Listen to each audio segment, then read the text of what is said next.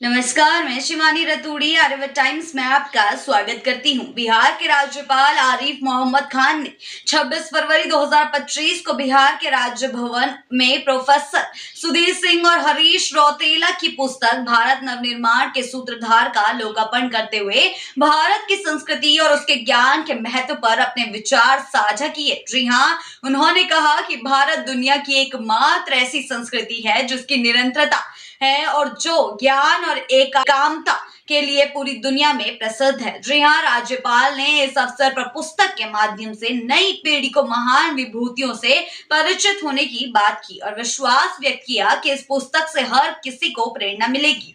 राज्यपाल ने कहा कि भारत का नाम राजा भारत के नाम पर पड़ा, लेकिन इसका गूढ़ अर्थ भी है। जी हाँ, उन्होंने बताया कि भारत शब्द का संधि विच्छेद करने पर भा का अर्थ है वह है आभा और भव्यता जो ज्ञान से उत्पन्न होती है, जबकि रत का अर्थ है वह आनंद जो उस ज्ञान में समाहित होता है। इस प्रकार भारत न केवल एक भौगोलिक क्षेत्र है बल्कि एक महान सांस्कृतिक धारा है जो ज्ञान, अध्यात्म और एकात्मता के प्रतीक के रूप में दुनिया में प्रतिष्ठित है। जी हाँ, उन्होंने अपने भाषण में यह भी कहा कि जैसे हर व्यक्ति की अपनी विशेषताएं होती है, उसी तरह हर राष्ट्र और समाज की भी अपनी विशेषताएं होती हैं।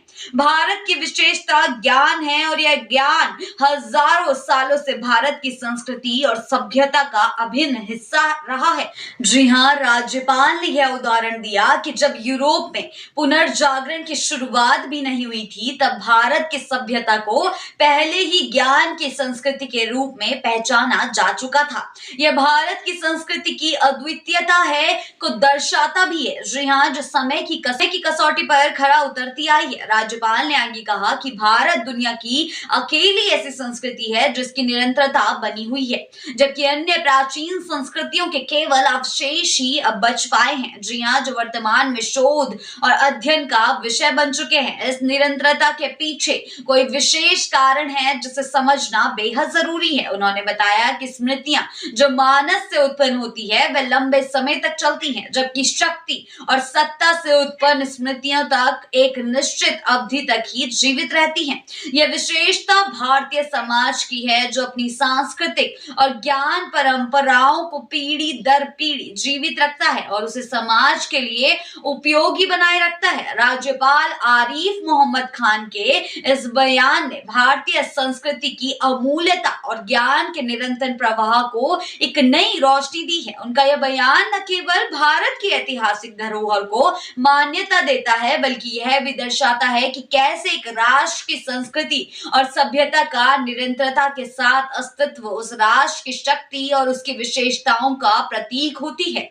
जी हाँ, इस अवसर पर उन्होंने भारतीय सभ्यता की समृद्धि और उसके प्राचीन धारा को बरकरार रखने की आवश्यकता को भी रेखांकित किया है।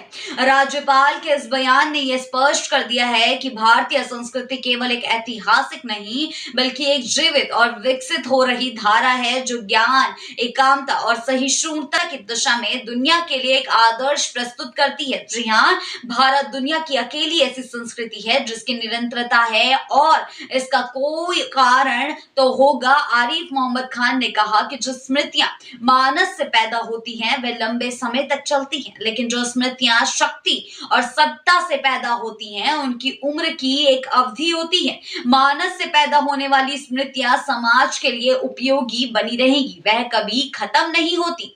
ऐसी ही खबरों के लिए बने रहिए आर्यभट्ट टाइम्स के साथ ही चैनल को सब्सक्राइब करना ना भूलें और हमारी फेसबुक और वेबसाइट के साथ भी जरूर जुड़े।